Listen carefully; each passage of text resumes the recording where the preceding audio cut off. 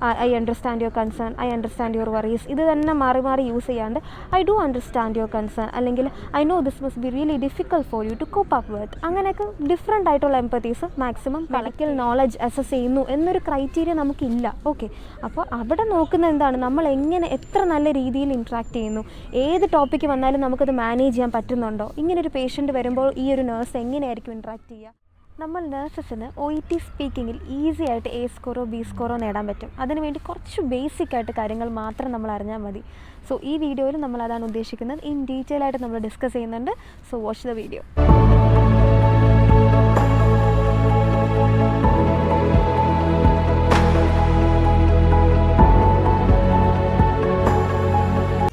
Hello everyone, welcome to our channel Mallu nursing couple. എൻ്റെ പേര് ആർഷ യദു. അപ്പോൾ ഇന്ന് നമ്മൾ ഡിസ്കസ് ചെയ്യാൻ പോകുന്നത് OET സ്പീക്കിങ്ങിൽ ഉറപ്പായും അറിഞ്ഞിരിക്കേണ്ട കുറച്ച് കാര്യങ്ങളാണ്. അതുകൊണ്ട് നിങ്ങൾ വീഡിയോ എൻഡ് വരെയും കാണുക. ഓക്കെ, ഇതുവരെ നിങ്ങൾ ഈ ചാനൽ സബ്സ്ക്രൈബ് ചെയ്തിട്ടില്ലെങ്കിൽ ഉറപ്പായിട്ടും സബ്സ്ക്രൈബ് ചെയ്യുക. അപ്പോൾ നമ്മൾ OET റിലേറ്റഡ് വീഡിയോസ് ഇടുമ്പോൾ നിങ്ങൾക്ക് ഒന്നും തന്നെ മിസ്സാവത്തില്ല. അപ്പോൾ OET സ്പീക്കിംഗ് എന്താണ്, അതിനെക്കുറിച്ചാണ് ഡീറ്റെയിൽ ആയിട്ട് നമ്മൾ ഈ വീഡിയോയിൽ ഡിസ്കസ് ചെയ്യാൻ പോകുന്നത്. OET സ്പീക്കിങ്ങിൽ നമുക്ക് 2 റോൾ പ്ലേ ആണ് കംപ്ലീറ്റ് ചെയ്യാനുള്ളത്. ഈ 2 റോൾ പ്ലേക്കും ഓരോ റോൾ പ്ലേക്കും നമുക്ക് 8 മിനിറ്റ് വെച്ചിട്ടാണ് കിട്ടുന്നത്. ഈ 8 മിനിറ്റിൽ 3 മിനിറ്റ് നമുക്ക് പ്രിപ്പറേഷൻ ടൈമും 5 മിനിറ്റ്സ് നമുക്ക് റോൾ പ്ലേയും ആയിരിക്കും. ഓക്കെ, അങ്ങനെ നമുക്ക് 2 റോൾ പ്ലേ കംപ്ലീറ്റ് ചെയ്യണം. ഒരു റോൾ പ്ലേ കാർഡിൽ നമുക്ക് ഫസ്റ്റ് ഒരു സെറ്റിംഗ് കാണും, പിന്നെ നേഴ്സ് എന്ന് പറഞ്ഞ് ചെറിയൊരു ഇൻട്രൊഡക്ഷൻ കാണും. അത് കഴിഞ്ഞിട്ട് നമുക്ക് ടാസ്ക് ഒരു 4-5 ടാസ്ക് ഇങ്ങനെ താഴോട്ട് കാണും. ഓക്കെ, അപ്പോൾ നമുക്ക് സെറ്റിംഗ് എന്ന് പറയുമ്പോൾ ചിലപ്പോൾ അതൊരു ഹോസ്പിറ്റൽ വാർഡായിരിക്കാം, അല്ലെങ്കിൽ ഒരു സബർബൻ ക്ലിനിക് ആയിരിക്കാം, കമ്മ്യൂണിറ്റി ഹെൽത്ത് സെൻ്റർ ആയിരിക്കാം, അങ്ങനെ വേരിയസ് അത് എവിടെയാണോ ഇൻട്രാക്ഷൻ നടക്കുന്നത്, ഈ കമ്മ്യൂണിക്കേഷൻ നടക്കുന്നത്, ആ ഒരു സ്ഥലമാണ് പറയുന്നത് ഈ സെറ്റിംഗ് എന്ന്. ഓക്കെ, അത് കഴിഞ്ഞ് നമ്മുടെ ഇൻട്രാക്ട് ചെയ്യുന്നത് ചിലപ്പോൾ പേഷ്യൻ്റ് ആയിട്ടായിരിക്കാം, ചിലപ്പോൾ ബൈസ്റ്റാൻഡർ ആയിട്ടായിരിക്കാം. അതെന്താണെന്നുള്ളത് നമ്മുടെ ആ ഒരു നേഴ്സ് എന്ന് പറഞ്ഞാൽ പറഞ്ഞില്ല ചെറിയൊരു ഇൻട്രോ തരുന്നത്, അതിനകത്ത് ഡീറ്റെയിൽ ആയിട്ട് തന്നിട്ടുണ്ടാവും. അപ്പോൾ നേഴ്സ് എന്ന് എഴുതിയിട്ട് അവിടെ ഒരു ചെറിയൊരു ഇൻട്രൊഡക്ഷൻ കാണും. അതെന്ന് പറയുന്നത് ഇൻട്രോ അല്ല, ഞാൻ പറയുന്ന ആ ഒരു സിറ്റുവേഷനാണ് അവർ എക്സ്പ്ലെയിൻ ചെയ്യുന്നത്. എന്ന് വെച്ചാൽ വരുന്ന പേഷ്യൻറ്റിൻ്റെ ആ ഒരു കണ്ടീഷൻ എങ്ങനെയായിരിക്കും, അവരുടെ ഏജ്, ആ ഒരു എന്താ എക്സാക്റ്റ് ആയിട്ട് അവരുടെ ഡയഗ്നോസിസോ അങ്ങനെ എന്തെങ്കിലും ഉണ്ടെങ്കിൽ അത് അവിടെ ആയിരിക്കും മെൻഷൻ ചെയ്യുക. അത് കഴിഞ്ഞാൽ താഴോട്ട് ടാസ്ക്. ഓക്കെ, അപ്പോൾ ഇവിടെ നമ്മൾ എന്താ ചെയ്യേണ്ടതെന്ന് വെച്ചാൽ ഒരുപാട് കോംപ്ലിക്കേറ്റഡ് ആയിട്ട് ചിന്തിക്കേണ്ട, അല്ലെങ്കിൽ ടാസ്ക് എങ്ങനെ കംപ്ലീറ്റ് ചെയ്യും, ഓർഡറിൽ പോകണോ, തിരിഞ്ഞ് ബാക്കിൽ നിന്ന് മേലോട്ട് പോകണോ, അങ്ങനെ ഒന്നും ചിന്തിച്ച് നമ്മൾ ഭയങ്കര കോംപ്ലിക്കേറ്റഡ് ആക്കേണ്ട ആവശ്യമില്ല. നമ്മൾ ശരിക്കും ഒരു പേഷ്യൻറ്റിനെ കാണുമ്പോൾ എങ്ങനെയാണോ ഇൻട്രാക്ട് ചെയ്യുന്നത് എന്ന് പറയുമ്പോൾ, ഒരു പേഷ്യൻറ്റിനെ കാണുമ്പോൾ ആദ്യം നമ്മൾ നല്ല പ്ലസൻ്റ് ആയിട്ട് നമ്മൾ ഗ്രീറ്റ് ചെയ്യും അല്ലേ. ആ പ്ലസൻ്റ് ആയിട്ട് ഗ്രീറ്റ് ചെയ്യുന്നത് നമ്മൾ ഇവിടെ നമ്മുടെ വോയിസിലാണ് കാണിക്കേണ്ടത്. എന്ന് പറയുമ്പോൾ ഇതൊരു വോയിസ് റെക്കോർഡിംഗ് ആണ്. ഓക്കെ, ഇവിടെ വീഡിയോ റെക്കോർഡിംഗ് അല്ല. അപ്പോൾ നമ്മൾ മുഖത്തൊരു എക്സ്പ്രഷൻ കൊണ്ടുവന്നു എന്ന് വെച്ചിട്ട് അത് നമ്മുടെ സൗണ്ടിൽ വരണം എന്നില്ല അല്ലേ. അപ്പോൾ അത് ചിന്തിക്കുക. ഇവിടെ നമ്മുടെ വോയിസ് റെക്കോർഡിംഗ് ആയിരിക്കും ആദ്യം തൊട്ട്, നമ്മുടെ പാസ്പോർട്ട് ചെക്കിംഗ് തൊട്ട് നമ്മുടെ വാമപ്പ് ക്വസ്റ്റ്യൻസും എല്ലാം നമ്മൾ ഒരു സ്റ്റെപ്പ് ബൈ സ്റ്റെപ്പായിട്ട് റെക്കോർഡിംഗ് ആയിരിക്കും. ഓക്കെ, അപ്പോൾ ഈ ഒരു റെക്കോർഡാണ് നമുക്ക് ഇവാലുവേറ്റ് ചെയ്യാനായിട്ട് അയച്ചു കൊടുക്കുന്നത്. അപ്പോൾ ഇതിനകത്ത് നമുക്ക് വേണ്ടത്, നമ്മൾ എന്തെങ്കിലും ഒരു കാര്യം പറയുമ്പോഴും പേഷ്യൻ്റായിട്ട് ഇൻട്രാക്ട് ചെയ്യുമ്പോഴും ആ ഒരു സൗണ്ടിൽ ആ ഒരു എംപതി ഫീൽ ചെയ്യണം. ഓക്കെ, ആ ഒരു സൗണ്ടിലാണ് അത് ഫീൽ ചെയ്യുന്നത്. അപ്പോൾ നമ്മൾ ഒരു പേഷ്യൻറ്റിനെ കാണുമ്പോൾ ആദ്യം എന്താ ചെയ്യുക, ആദ്യം തന്നെ ഗ്രീറ്റ് ചെയ്യും അല്ലേ. എന്നിട്ട് നമ്മൾ ആരാണ് എന്ന് അവർക്ക് ഇൻട്രൊഡ്യൂസ് ചെയ്ത് കൊടുക്കും. എന്നിട്ട് അവരുടെ പേര് നമ്മൾ ചോദിക്കുന്നു. എന്നിട്ടാണ് നമ്മൾ മുന്നോട്ട് പോവുക അല്ലേ. അപ്പോൾ അവരുടെ ചീഫ് കംപ്ലയിൻറ്റ്സ്, അവർക്ക് എന്താണ് പ്രശ്നം എന്നുള്ളത് ചോദിച്ചറിയുന്നു. എന്നിട്ട് നമ്മൾ അതിനനുസരിച്ചിട്ടുള്ള ഹിസ്റ്ററി കളക്ഷൻ, ദെൻ നമ്മൾ ഓരോരോ ഇൻ്റർവെൻഷൻസ് ആയിട്ട് കൊടുക്കുന്നു, കൺക്ലൂഡ് ചെയ്യുന്നു. ഇതാണ് ആക്ച്വലി നടക്കുന്നതും നമ്മുടെ ആ ഒരു ടാസ്കിലും ഇത് തന്നെയാണ് അവർ എക്സ്പെക്റ്റ് ചെയ്യുന്നത്. അപ്പോൾ നമ്മൾ ഓരോ കാര്യം പറയുമ്പോഴും ശ്രദ്ധിക്കുക. എന്ന് പറയുമ്പോൾ നമ്മൾ വിചാരിക്കും ആദ്യം എൻ്റെ ടാസ്കിൽ തന്നേക്കുന്ന ട്രീറ്റ്മെൻ്റ് അല്ലേ, അപ്പോൾ അത് പറയണം. അങ്ങനെയല്ല, നമ്മൾ ആ ഒരു പ്രോപ്പർ ഓർഡർ തന്നെ ഫോളോ ചെയ്യുക. നമ്മളൊരു പേഷ്യൻറ്റിനെ കാണുമ്പോൾ അവിടെ എന്തായിരിക്കും സംഭവം, ആദ്യം നമ്മൾ എന്താണ് പ്രശ്നമെന്ന് ചോദിച്ച് മനസ്സിലാക്കിയിട്ട് പിന്നെയാണ് നമ്മൾ എന്താണ് അവരുടെ എന്തെങ്കിലുമൊക്കെ ഹിസ്റ്ററീസ്, ഇമ്പോർട്ടൻ്റ് ആയിട്ടുള്ള കാര്യങ്ങൾ നമ്മൾ ചോദിച്ച് മനസ്സിലാക്കാനുണ്ടെങ്കിൽ അത് ചോദിക്കുക. എന്നിട്ട് വേണം നമ്മൾ ഇൻ്റർവെൻഷൻസിലോട്ട് കടക്കാൻ. ഓക്കെ, അപ്പം നമുക്ക് വേണമെങ്കിൽ ഈ ടാസ്കിനെ അങ്ങോട്ടും ഇങ്ങോട്ടും ഇൻ്റർചേഞ്ച് ചെയ്ത് നമുക്ക് പറയാം, നമുക്ക് ഇഷ്ടമുള്ളതുപോലെ ഓർഡർ ക്രിയേറ്റ് ചെയ്യാം. പക്ഷേ ഇതിനെല്ലാം ഇമ്പോർട്ടൻ്റ് എന്ന് പറയുന്നത് നമ്മൾ ആ 3 മിനിറ്റ് എത്ര നന്നായിട്ട് പ്രിപ്പയർ ചെയ്യുന്നു എന്നുള്ളതാണ്. ഓക്കെ, അപ്പോൾ 3 മിനിറ്റ് പ്രിപ്പറേഷൻ എങ്ങനെയൊക്കെ ചെയ്യണം എന്നുള്ളത് ഞാൻ നെക്സ്റ്റ് ഒരു വീഡിയോയിൽ ഞാൻ അത് സെപ്പറേറ്റ് ആയിട്ട് ചെയ്യാം. അപ്പോൾ നിങ്ങൾക്ക് കുറച്ചും കൂടി അതിനെപ്പറ്റിയുള്ള ഐഡിയ കിട്ടും. ഓക്കെ, അപ്പോൾ ഈ പ്രിപ്പറേഷൻ ടൈം എന്ന് പറയുന്നതിൽ നമുക്ക് മെയിനായിട്ട് നോക്കേണ്ടത് സെറ്റിംഗ് എന്താണ്, അവിടുത്തെ സിറ്റുവേഷൻ എന്താണ്, ആരായിട്ടാണ് നമ്മൾ ഇൻട്രാക്ട് ചെയ്യുന്നത്, ഈ വക കാര്യങ്ങളെല്ലാം മനസ്സിലാക്കിയാലേ നമുക്ക് നല്ലൊരു രീതിയിലൊരു പ്രോപ്പർ കമ്മ്യൂണിക്കേഷൻ വരത്തുള്ളൂ. ഓക്കെ, അപ്പോൾ ഈ ടാസ്ക് കംപ്ലീഷന് വേണ്ടിയിട്ടല്ല ഈ ഹോൾ മാർക്ക് ഉള്ളത്. ഓക്കെ, ഇതിനെന്ന് പറയുമ്പോൾ ഈ OET സ്പീക്കിങ്ങിന് ഒരുപാട് ക്രൈറ്റീരിയാസ് ഉണ്ട്. ക്രൈറ്റീരിയാസ് വെച്ചിട്ടാണ് ഇവാലുവേറ്റേഴ്സ് നമുക്ക് മാർക്ക് ഇടുന്നത്. അപ്പോൾ ഈ ക്രൈറ്റീരിയാസ് എന്താണെന്നുള്ളതും നമ്മൾ സെപ്പറേറ്റ് ചെയ്യുന്നതാണ്. പക്ഷേ ക്രൈറ്റീരിയാസ് എന്താണെന്ന് അറിഞ്ഞാലേ നമുക്ക് OETയിൽ നല്ലൊരു മാർക്ക് സ്കോർ ചെയ്യാൻ പറ്റത്തുള്ളൂ. പറ്റത്തുള്ളൂ. ഓക്കെ, അപ്പോൾ ഇവിടെ നമ്മുടെ ഇവാലുവേറ്റ് ചെയ്യുന്നത് ഒരു മെഡിക്കൽ നോളജ് അല്ല. ഓക്കെ, നമ്മുടെ ഇംഗ്ലീഷ് ലാംഗ്വേജ് ആണ് ഇവർ ഇവാലുവേറ്റ് ചെയ്തത്. നമ്മളൊരു പേഷ്യൻ്റായിട്ട് ഇൻട്രാക്ട് ചെയ്യുമ്പോൾ എത്രത്തോളം നല്ല എമ്പത്തിയോട് സംസാരിക്കുന്നുണ്ട്, അല്ലെങ്കിൽ സംസാരിക്കുന്ന കാര്യങ്ങളിൽ കുറച്ചും കൂടെ നമ്മളിപ്പം എന്തെങ്കിലും അവരൊരു കംപ്ലയിൻറ്റ് പറയുമ്പോൾ അതൊക്കെ ശ്രദ്ധിച്ചാണോ നമ്മൾ ക്വസ്റ്റ്യൻസ് ചോദിക്കുന്നത്, അവരുടെ വിഷമം മനസ്സിലാക്കിയാണോ സംസാരിക്കുന്നത്, അതൊക്കെയാണ് ഇവിടെ ഇവാലുവേറ്റ് ചെയ്യുന്നത്. ഓക്കെ, അല്ലാണ്ട് നമ്മളിപ്പോൾ ഒരു ടാസ്ക് കിട്ടിയെന്നും പറഞ്ഞ് നമ്മൾ അയ്യോ എനിക്ക് ആ ഡിസീസ് കണ്ടീഷനെ പറ്റി അറിയില്ല, അല്ലെങ്കിൽ അതിൻ്റെ മെഡിക്കൽ നോളജ് ഇല്ല, അല്ലെങ്കിൽ അതിൻ്റെ മെഡിക്കൽ മാനേജ്മെൻറ്റോ സർജിക്കൽ മാനേജ്മെൻറ്റോ ഇതെനിക്ക് അറിയില്ല എന്ന് പറഞ്ഞാൽ ടെൻഷൻ അടിക്കേണ്ട. അത്യാവശ്യം നമുക്ക് ആ ഒരു റോൾ പ്ലേയിൽ നമുക്ക് പറയാനുള്ള കാര്യങ്ങളും ചോദിക്കാനുള്ള കാര്യങ്ങളും എല്ലാം നമുക്ക് ആ ടാസ്കിൽ തന്നിട്ടുണ്ടാവും. ഓക്കെ, നമുക്ക് ജസ്റ്റ് ഒന്ന് ഇലാബറേറ്റ് ചെയ്യുക, അതിനൊന്ന് പാരാഫ്രൈസ് ചെയ്യാൻ പഠിക്കുക. നമ്മൾ നന്നായിട്ട് നമ്മൾ സാധാരണ ആ ഒരു സിറ്റുവേഷൻ, ഇങ്ങനൊരു സിറ്റുവേഷൻ വന്നാൽ ആ പേഷ്യൻ്റെ അടുത്ത് എന്തൊക്കെ ചോദിക്കും എന്നുള്ളത് മനസ്സിലാക്കി മാത്രം ഇൻട്രാക്ട് ചെയ്താൽ മതി. ഇതൊക്കെയാണ് കുറച്ച് ബേസിക് ആയിട്ടുള്ള കാര്യങ്ങൾ. അപ്പോൾ ഒരുപാട് പേര് എൻ്റെ അടുത്ത് ഡൗട്ട് ചോദിക്കാറുണ്ട്, മാഡം അതിപ്പം എനിക്ക് ഇങ്ങനൊരു അറിഞ്ഞൂടാത്തൊരു ടോപ്പിക്ക് വന്നാൽ എങ്ങനെയാണ് അത് മാനേജ് ചെയ്യാമെന്ന്. പക്ഷെ അറിഞ്ഞൂടാത്തൊരു ടോപ്പിക് എന്ന് പറയുമ്പോൾ അതിനകത്ത് അത്യാവശ്യം നമുക്ക് ടോപ്പിക്സിൽ അത് എന്തൊക്കെയാണ് ആ ഒരു കണ്ടീഷനിൽ നമ്മൾ എന്തൊക്കെ ചോദിക്കണം, അല്ലെങ്കിൽ ഇന്ന അഡ്വൈസാണ് കൊടുക്കേണ്ടത് എന്നൊക്കെ നമുക്ക് ടാസ്കിൽ തന്നിട്ടുണ്ടാവും. അതിനപ്പുറമൊന്നും ഇവർ ഇവാലുവേറ്റ് ചെയ്തിരിക്കുമ്പോൾ അല്ലെങ്കിൽ നമ്മുടെ ക്രൈറ്റീരിയയിലോ ഇങ്ങനെ ഒരു പോയിന്റ് പറയുന്നതേ ഇല്ല.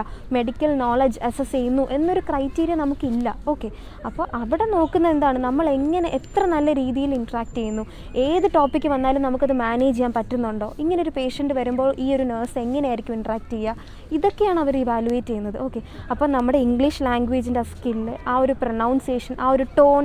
ഓക്കെ, നമ്മൾ സംസാരിക്കുമ്പോൾ ചിലപ്പോൾ നമ്മൾ ദേഷ്യപ്പെടാൻ ഉദ്ദേശിച്ചതായിരിക്കില്ല, പക്ഷെ നമ്മൾ കുറച്ചുകൂടെ ബോൾഡായിട്ടോ അല്ലെങ്കിൽ ഉറക്കെ സംസാരിക്കുമ്പോൾ കേൾക്കുന്ന ആൾക്കാർക്ക് തോന്നും അയ്യോ അത് കുറച്ച് ദേഷ്യത്തിലാണോ അല്ലെങ്കിൽ റൂഡായിരുന്നോ എന്നൊക്കെ തോന്നും അല്ലേ.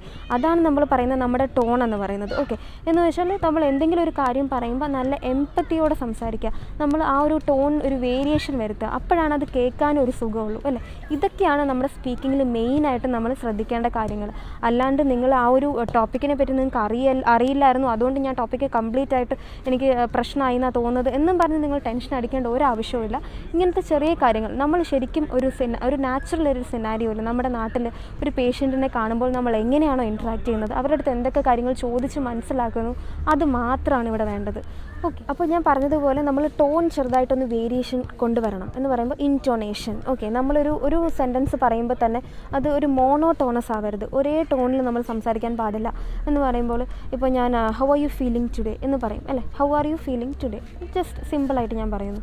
പക്ഷേ അതിനെ നമ്മളൊരു ഇച്ചിരി ഒരു ടോൺ വേരിയേഷൻ വരുത്തുകയാണെങ്കിൽ എങ്ങനെ പറയാം, how are you feeling today അല്ലേ, ഞാൻ ആ ഫീലിങ്ങിന് ഇച്ചിരിയും കൂടെ സ്ട്രെസ് കൊടുത്തു. അതുപോലെ അപ്പോൾ അത് കേൾക്കുമ്പോഴാണ് കുറച്ചും കൂടെ കേൾക്കാൻ തന്നെ ഒരു സുഖമുള്ളത് അല്ലേ. അതാണ് ഞാൻ പറയുന്നത് എക്സ്പ്രസീവ് ആവണമെന്ന്. നമ്മൾ സിമ്പിളായിട്ട് ഭയങ്കര പ്ലെയിൻ ആയിട്ട് സംസാരിക്കുമ്പോൾ അത് നമ്മുടെ ഇൻറ്റോണേഷൻ അല്ലെങ്കിൽ ഈ പറയുന്നത് പോലെ നമ്മുടെ ക്രൈറ്റീരിയയിൽ ഫസ്റ്റ് ഒരു പോയിൻ്റാണ് എന്താണ് ലിംഗ്വിസ്റ്റിക് ക്രൈറ്റീരിയയിലെ ഫസ്റ്റ് പോയിൻ്റ് ഇൻ്റലിജിബിലിറ്റിയിൽ നമ്മുടെ മാർക്ക് പോകുന്നത്. ഓക്കെ, അപ്പോൾ ഇതേപോലെ കുറേ ക്രൈറ്റീരിയാസ് ഉണ്ട്. അതുകൊണ്ടാണ് ഞാൻ പറഞ്ഞത് നമ്മുടെ ക്രൈറ്റീരിയ മനസ്സിലാക്കിയാൽ മാത്രമേ നമുക്ക് നന്നായിട്ട് പെർഫോം ചെയ്യാൻ പറ്റത്തുള്ളൂ. ഓക്കെ, അപ്പോൾ നമ്മൾ ഇൻട്രാക്ട് ചെയ്യുമ്പോൾ എപ്പോഴും ശ്രദ്ധിക്കേണ്ട ഒരു കാര്യമാണ് എംപതി യൂസ് ചെയ്യുക. ഓക്കെ, നമ്മളിപ്പോൾ ഒരു സെൻറ്റൻസ് ഇപ്പോൾ ഒരു പേഷ്യൻ്റ് ഒരു കൺസേൺ പറയുകയാണെങ്കിൽ തന്നെ നമ്മൾ റെസ്പോണ്ട് ചെയ്യുന്നതിന് തൊട്ട് മുമ്പേ ഒരു എംപതി ഇടണം. എംപതി എന്ന് പറയുമ്പോൾ ഒരുപാട് എംപതീസ് ഉണ്ട്. ഇപ്പോൾ നിങ്ങൾ എവിടെയെങ്കിലും പഠിക്കുമ്പോഴായാലും നിങ്ങൾ സബ്സ്റ്റഡ് നടത്തുമ്പോഴായാലും നിങ്ങൾക്ക് കുറേ മെറ്റീരിയൽസ് ഒക്കെ കിട്ടിയിട്ടുണ്ടാവും അല്ലേ. ഇപ്പോൾ I really understand your concern, I do understand your perspective. അങ്ങനെ നമ്മളൊരു എംപതി ഇട്ടിട്ട് വേണം നമ്മൾ റെസ്പോണ്ട് ചെയ്യാൻ. പക്ഷേ അതാണ് നമുക്ക് ശീലമില്ലാത്തൊരു കാര്യം അല്ലേ. നമ്മളൊരു പേഷ്യൻ്റെ അടുത്ത് നമ്മൾ ആരുടെ അടുത്ത് ഇൻട്രാക്ട് ചെയ്യുകയാണെങ്കിൽ നമ്മൾ പെട്ടെന്ന് ഡയറക്റ്റ് അങ്ങ് റെസ്പോണ്ടിലോട്ട് കിടക്കും.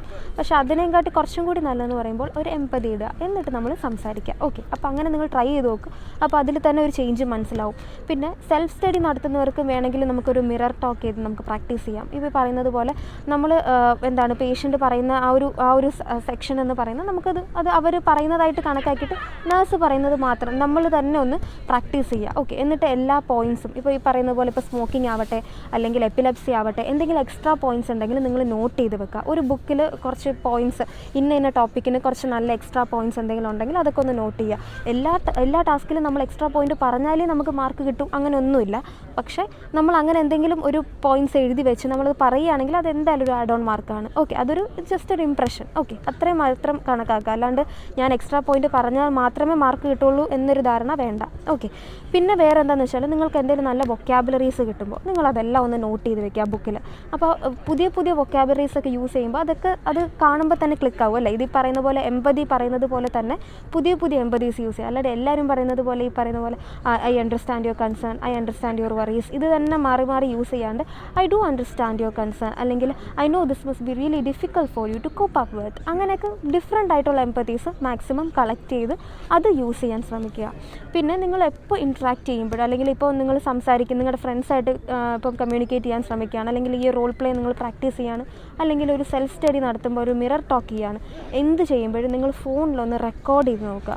റെക്കോർഡ് ചെയ്തിട്ട് ആ റെക്കോർഡ് ഒന്ന് കേട്ട് നോക്കുക. അപ്പോൾ നിങ്ങൾ അങ്ങനെ റെക്കോർഡ് ചെയ്തിട്ട് ആ റെക്കോർഡ് ഒന്ന് കേട്ട് നോക്കുക. ആ റെക്കോർഡ് കേട്ട് നോക്കുമ്പോൾ നിങ്ങൾ ചിലപ്പം ഏതെങ്കിലും ഒരു വേർഡ് നിങ്ങൾ റിപ്പീറ്റഡ് ആയിട്ട് യൂസ് ചെയ്യുന്നുണ്ടോ എന്ന് മനസ്സിലാവും അല്ലേ. ഇപ്പോൾ നമ്മൾ തന്നെ സംസാരിക്കുമ്പോൾ ചിലപ്പോൾ സോ ആയിരിക്കാം, അല്ലെങ്കിൽ ബട്ട് അങ്ങനെ 2-3 പ്രാവശ്യം എന്തെങ്കിലും ഒരു വേർഡ് നമ്മൾ റിപ്പീറ്റഡ് ആയിട്ട് യൂസ് ചെയ്യുന്നുണ്ടാവും. അപ്പോൾ അങ്ങനത്തെ എന്തെങ്കിലും ഉണ്ടെങ്കിൽ നമുക്കത് മനസ്സിലാക്കിയെടുക്കാൻ പറ്റും.